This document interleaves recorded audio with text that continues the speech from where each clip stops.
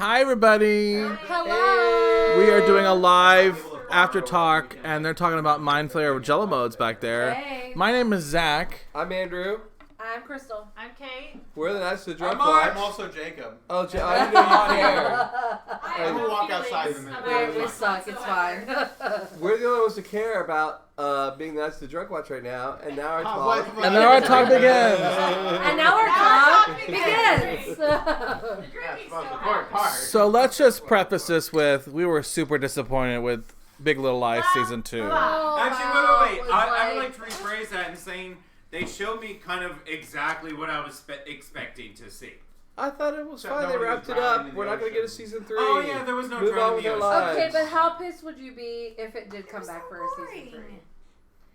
I mean, what would they do? What would they do? I don't know. I But wanted what to I'm see saying a is how final pissed All would of you their be? Meryl instruction and justice Nicole. trials. I wanted to see like a Only fatal if they attraction opened with ending Meryl going off the Meryl bridge. and Nicole with kitchen knives It going was at each other. literally like just the most expected ending Yeah. possible, and I watched 2 episodes of this season. Would y'all like to and join I the could have couch? predicted that ending. No, Okay. they're going to stand back there. So let's just go through the storylines real quick. Let's get Bonnie and her storyline out of the way. Yeah, it's quick. So we found out the whole reason why she was moping, or a big part of why she was moping in this season, was because she just wasn't in love with her husband anymore. Yeah, she wasn't in love with Nathan. She killed a man. Okay, so I And in the would last say, episode, she fixed both. Yeah. She dumped her husband. She confessed. Oh, wait. Great. My one note about Bonnie was that it was kind of like in Lost when they spent like 4 or 5 episodes hyping up the fact that Charlie might die. And then when Charlie finally did die, you're like, well, that's sad, but you've been hyping that up. Yeah, Okay. for episodes. Desmond, Fuck yourself, I was devastated. Desmond. I'm not saying anything If bad you're about gonna Charlie. say it's not Penny's boat, wasn't like, oh my god, devastating, go outside and die. Like, no. I don't mean to say anything bad about Charlie. Don't get me wrong, I love Charlie. Because he died twice. Oh, we cannot do this. He This is a rabbit hole. when a hobbit dies. Uh-huh. Well, see, like, They lived versus... so long. I Well, know, think right? about that... He's in the bathroom. No, okay, but like versus like when Penny died. When Penny died, it Guys, was this is Big Little right. Lies. Big Little Lies Remember when episode. that guy blew up with the dynamite in it? It's like you have a bit of Hearst on you. Okay. This is why we didn't like the episode. So, so Big good. Little Lies. So Bonnie's Needs more dynamite explosions. Bonnie's It whole. needs to I be think more like Lost. Andrew enjoyed Bonnie's storyline a little bit. Did you? I mean, enjoy's not the right word, but she didn't, like, give me hives. I mean, it was fine. Tolerable. You're not allergic to her. So You're not a good show unless you Okay, get who's in next? your eye. Renata? let's do Renata's storyline. I Actually, enjoyed her last scene. Renata had the meaty, killing it scenes Yeah. this season. I agree Yes. You know, what did she say? I'm not. I will not be I will rich. not be rich. And then she found out her husband was doing the nanny. Doing the nanny. And then found out that, of all got- the things they've lost, He got to sell his toys. he got essentially to back keep to his himself. toy trains. And Yeah, they depreciated real quick. I would not have been Real quick. surprised if that bat had gone into his skull and it just... I'd be fine with it ending right there. It's just like, oh, shit. Yeah. I just really like that it was they did that well to where they were like, oh, you know she's gonna beat it up. What's she gonna find? And then subtly in the background is just all the bats. Oh, got it, nailed it. Let's go. It's like in action movies when people just randomly find guns laying around. Oh, yeah. yeah. Okay, so let's do Jane's So- storyline. Which one's Jane? Jane's the one who... Jane found love again. So I was really intrigued by the little online theory that Corey and Perry were brothers. Corey. There's a little Corey, her aquarium lover, Oh, okay. and Perry were actually brothers. Like, what? Yeah. There was a short theory. Yeah, probably. Well, when what the- are you people smoking out there? when your season's as slow as this, I mean, all we have is our imagination. I guess. I didn't care. That was an interesting theory, but... I didn't It care would have been about more interesting Jen. had he been a cop. Like, also, I mean, I guess they went to the cop station, but we just didn't even see that detective again in this episode. No. Like, No. That See, whole- I no. think like you built this series from the book around these 5 characters. The Monterey Five. The Monterey Five. Uh-huh. You have this climactic scene where they kind of get away with murder or manslaughter or whatever. And people want to know what happened. But I think the thing that the problem with the season is you didn't really... Bonnie's story of wanting to confess wasn't really a unifying storyline. Right. Celeste, mother-in-law trying to take the children... Like, none of the storylines were central. Yeah. It was like we had a whole bunch of side storylines without a central storyline to hold it all together. Yeah. Right. Perry's murder was the central storyline. That's why the first season was so good. Well, and of course, because it was developed from the book, and that book had been developed, and so this was like, oh, wait, they want more, we want to give them more, let's try to do something. But the question for us, I think, from watching the first season, is what happened after his death. Right. Yeah. To that situation. Not what happened to them, just general. Yeah. I think that's what it got too general. Well, and this is why I think you could also say that there shouldn't... I saw an article talking about season 3 being problematic, and I don't know if it was an article from the producers or just someone making up stuff. I didn't read it.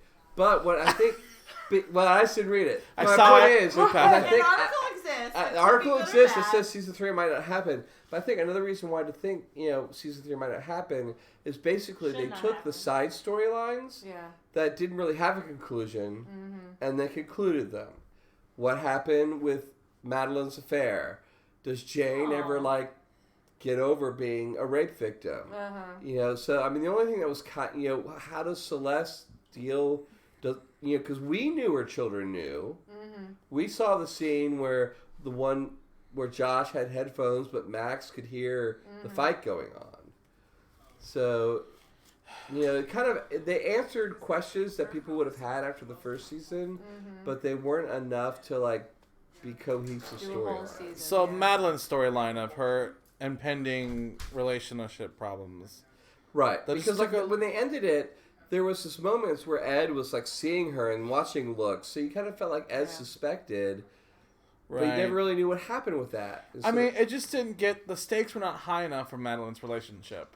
No. For me, from what I think. Yeah. It just shook it a little bit. Yeah. But that wasn't enough to for me to he never left. He never filed for divorce. They never went there. It just kind of went. He didn't do anything. I don't like you right now. This was basically the denouement of season 1. Oh, we didn't need that though.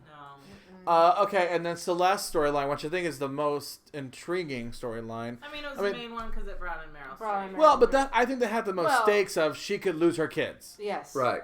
She lost her husband.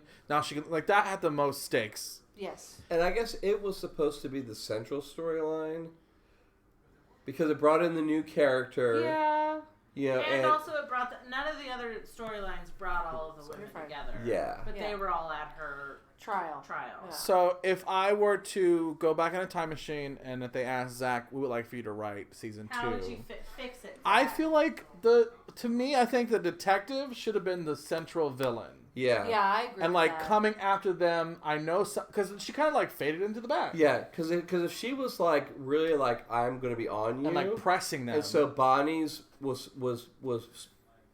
feeling the pressure, not just wallowing in her guilt. Whatever, yeah. And because regardless, she pushed him down the stairs, but it wasn't malice aforethought. She didn't set out to murder him. It was still an accident, right? As much as anything could be correct. an accident like absolutely, that. Yeah. But she didn't have. She didn't push him down the stairs. Yeah, she pushed him off Celeste. Yes. Yes. And there happened to be stairs there. Yeah, because I mean, really, at the end of it, had there not been stairs there, he would have just fallen. Yeah. Right. But I think I fell and hit my head. It may have been a stronger conclusion, because since Mary Louise was saying she killed my son, that if in the midst of these hearings, Bonnie stepped forward and said, "This is what happened." Well, remember that last episode where Bonnie had the vision of her standing saying, "I killed him." Yeah. It was me. Was it? Yeah. Was it last episode or the episode before? Either way, but See, that might have been made her stronger if we just saw her confession in the courtroom. In the courtroom, yeah. You know, which it wasn't even a trial of Perry's murder. Nope. So it disrupts everything, and then she has to then go and talk to the police detective. Exactly. You know. I mean, I feel like if they would have made the detective the central villain of her just pressuring everybody, everything's closing in. Madeline's getting divorced. Renata's losing her home. Celeste's losing her kids. Jane's a new boyfriend. He's being. That all would have been so like overwhelming, and like there's so much juice you could squeeze from that. Yeah. Absolutely. Why didn't they? I mean, I have to imagine there's competent writers at HBO. Why didn't someone say this is, or is that just the lowest hanging fruit? Was that just too obvious? Like, oh yeah, of course the detective's gonna be the. Like, is that just too much of the same? I mean, because she was hired, she had a job to do. She was there every so often. But then she just faded away. Yeah, she was. She really did. The last couple episodes. She was always lurking. And then the first couple episodes, she was lurking, and then she just faded to the back. She was at the trial. She was at the hearing a couple of times. Yeah, like in the back. Yeah, watching, she was like looking because she was because she was watching when something was said, and Bonnie had a reaction that should have like singled her out. You know. I wonder. Boom! There's the one. I'm curious to know, like maybe somewhere on the cutting room floor of the writers' room, there is a piece of script where that was what happened. Well, like this could lead us into the controversy that. Well, so the controversy. I only heard a little bit about the controversy. What I read was the original director of season 1 was scheduled to direct Sharp Objects, and he went on to do that.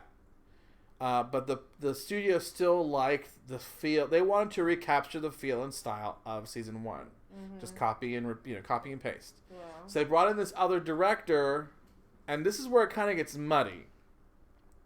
Because according to that, the second director, they said that it was just their project to just do and complete.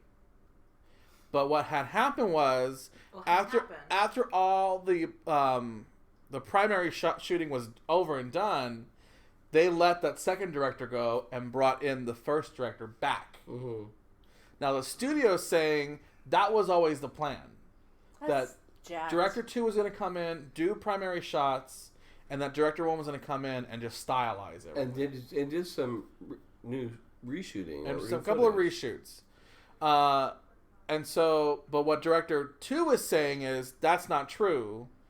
I gave the studio what they wanted. They watched it, then decided they didn't like it, and wanted to just go back to an old horse, and brought in the first director. And the first director saying, basically the party line of, this is always the plan. I was always going to come in and post, and that's why the studio said there's so many flashbacks. No, that's what the second director's like. That's why there's so many flashbacks, because they were trying to recapture old footage to kind of remind you of the style, because it did feel stylistically very different, and there was a lot of reshoots. So no one knows the real story. Well, and the thing that annoys me so much about that, and just about the world, is like, if the producers are telling the truth, it's not that difficult to hire someone and say, this is your job. Right. Yeah. Your job is to provide the footage that Mr. Valley has to go to Sharp Objects. You know what he did in the first season. Just copy and paste. We need you to provide the footage and direct these women, and then he'll come in and edit it. And people take that job. Oh, absolutely. Oh, yeah. That is a job. So the fact that she's like, that's not what I was told to do, it's like, so what, were they just like, oh, this is what we're going to do, but just let her do what she wants because we'll fit. Like, just tell people. Well, I think the whole controversy started when I guess the media contacted the second director, because this season was so different from the first one and just not as successful. Yeah. So I guess they were just trying to find out what happened. Is there something happened? I think that's when it all came out. I think the second director was the first one to be vocal about it, and the studio had to basically fix and do damage. I mean, there is a difference. I don't know. I mean, I don't have a problem with the style. I have a problem with the writing. Yeah. If the writing, I think, was better and more developed, I think I wouldn't mind if it was done on an iPhone. Like, give me a good story. Okay, is that everything? That's everything. So, yeah. All right, Andrew. All right, so we're the Nights to Direct Watch. And now our talk has ended. We are apparently not excited. Good night, everybody. Good night. We'll be back for Stranger Things in a little bit, so you want to join us for that.